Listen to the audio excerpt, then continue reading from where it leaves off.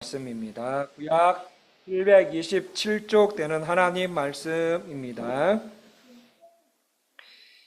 구약 727쪽에 있는 하나님 말씀, 느헤미야서 1장 1절에서 9절까지 말씀입니다.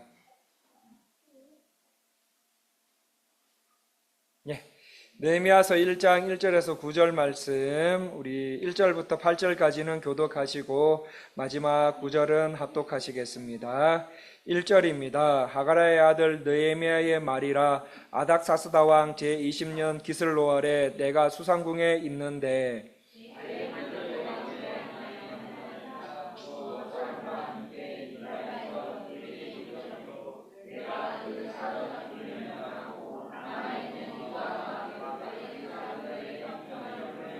그들이 내게 이르되 사로잡힘을 면하고 남아있는 자들이 그 지방 거기에서 큰 환난을 당하고 능욕을 받으며 예루살렘 성은 허물어지고 성문은 불탔다 하는지라.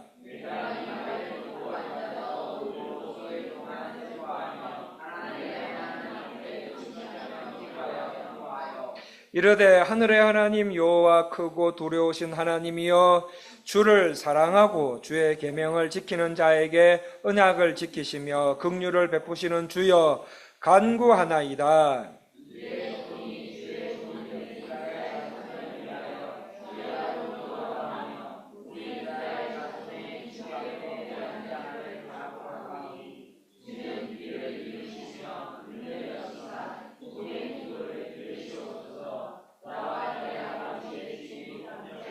주를 향하여 크게 악을 행하여 주께서 주의 종 모세에게 명령하신 계명과 율례와 규례를 지키지 아니하였나이다.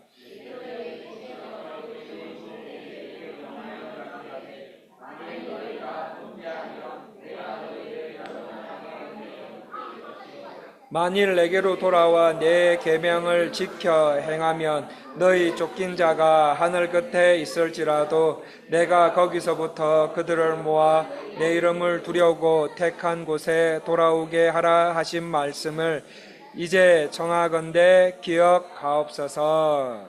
아멘.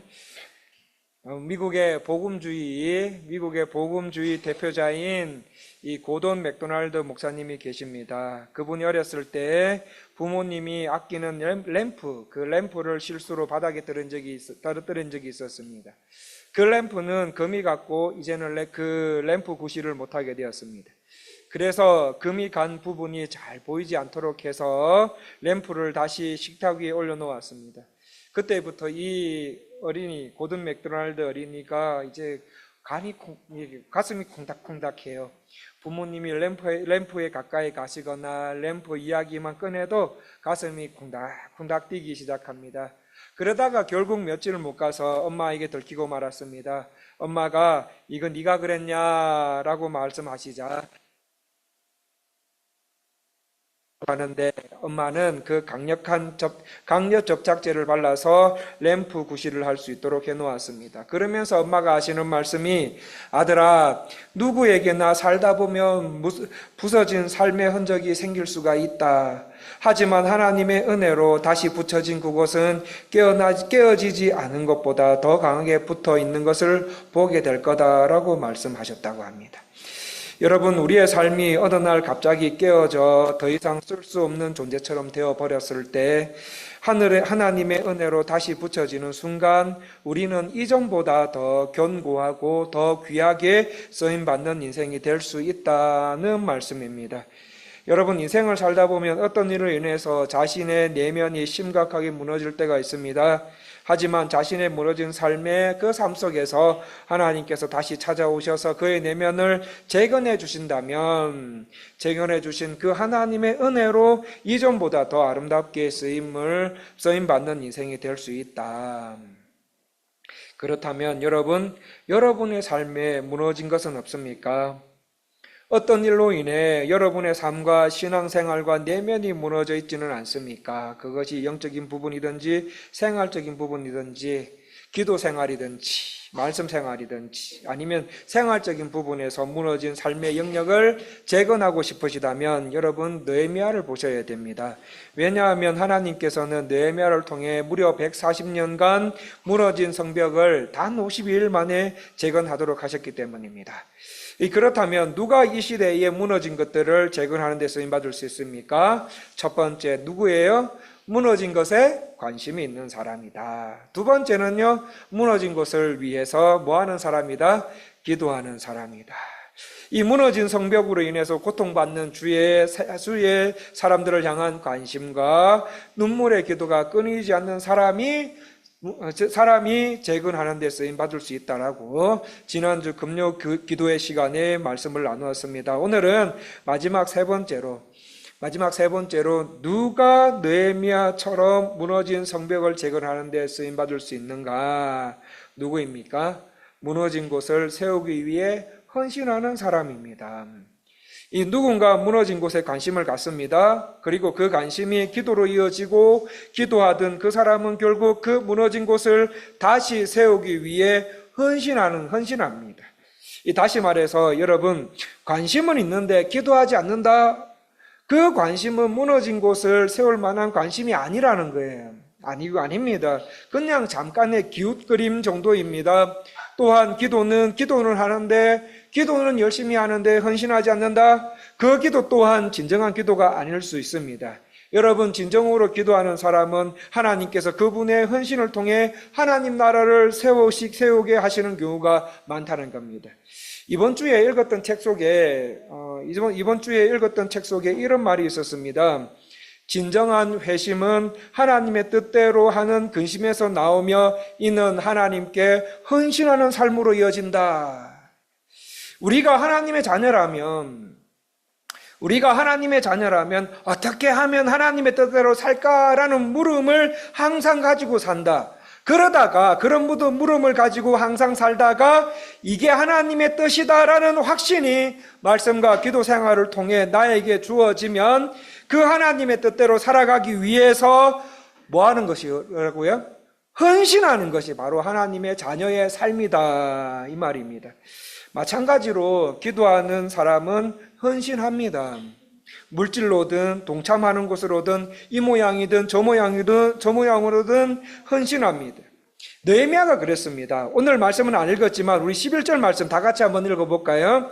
자, 느헤미야서 1장 11절 말씀 다 같이 읽기를 시작하겠습니다.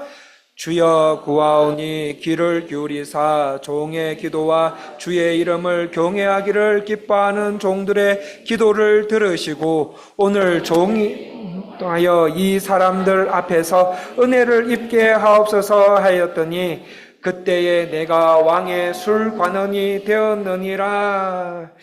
무너진 성벽과 불타버린 성문을 위해 기도하던 느헤미야가 술관원이 되었습니다. 여러분, 술관원은 오늘날로 말하면 비서실장에 해당되는 겁니다. 대통령의 비서실장 정도 됩니다. 근데 이 사람, 느헤미야 사람 어떤 사람입니까? 페르시아 제국에서 태어난 사람이 아니에요. 이민 3세입니다. 포로로 끌려온 노예 3세가 페르시아 제국의 왕과 함께 국사를 논하는 매우 높은 자리에 이른 것입니다. 그런데 높은 자리에 이른 이 느헤미야, 여기서 무엇을 말합니까? 이 느헤미야서 2장 4절 5절 말씀을 한번 읽어볼까요? 한 장만 넘기시거나 그 옆에 보시면 옆면에 보시면 느헤미야서 2장이 나옵니다. 느헤미야서 2장 4절에서 5절 말씀을 읽어보시는데 2장 4절은 제가 읽고요. 5절은 다 같이 읽어보겠습니다. 4절 말씀을 읽어드립니다. 왕이 내게 이르시되 그러면 네가 무엇을 원하느냐 하시기로 내가 곧 하늘의 하나님께 묵도하고 왕에게 아뢰되 왕이 만일 좋게 여기시고 왕의 족전에서 은혜를 얻어서 하면 나를 유다 땅 나의 조상들의 묘실이 있는 성읍에 보내어 그 성을 건축하게 하옵소서 하였는데 왕에게 느헤미야 자신을 유다 땅에 보내어 무너진 성을 건축하도록 부탁합니다. 여러분, 하나님은 느헤미야의 기도를 받으시고 느헤미야 자신이 무너진 성전을 건축하는데 헌신하도록 그의 삶을 뭐하고 가십니까? 그의 삶을 이끌어 가세요. 여러분, 실화입니다. 실화인데 전라북도 삼내 성결교회에 문형일이라는 집사님이 계셨다고 합니다. 어느 날 이분이 전주 예수병원이라는 데가 있는가 봐요. 그 전주 예수병원에서 맹인의 눈을 뜨게 하기 위해서 죽은 사람의 눈을 산다라는 이야기를 듣고 찾아와서 말합니다. 눈을 팔러 왔습니다. 이렇게 말합니다.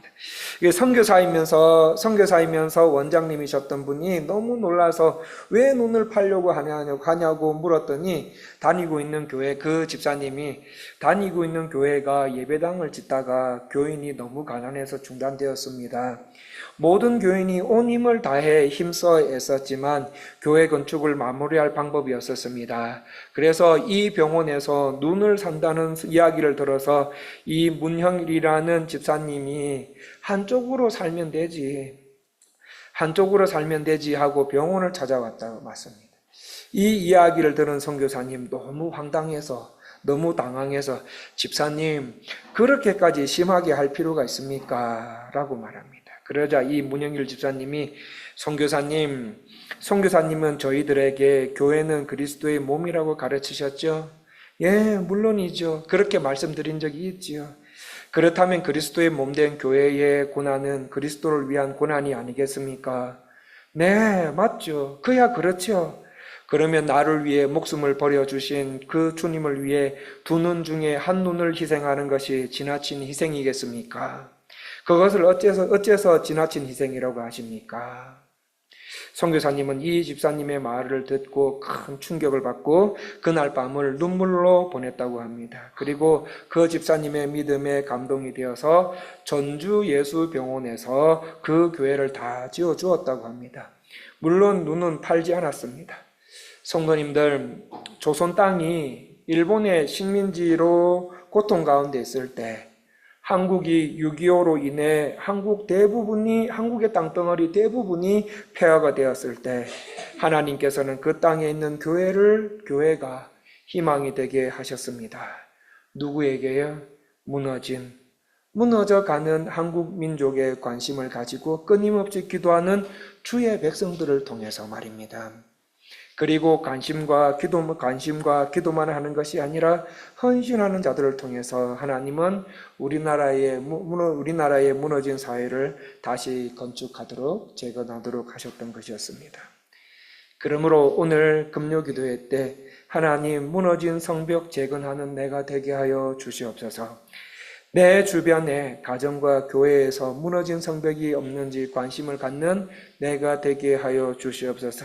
무너져 가는 것이 있으면 기도하게 하옵소서. 무너진 곳을 재건하는 헌신자들이 우리 은혜장로교회 가운데 더 많이 나오게 하옵소서라고 기도하시고 개인 기도하시면 어떻습니까? 우리 성령이여 임하소서라는 찬양 우리 부르시고 기도하도록 하겠습니다.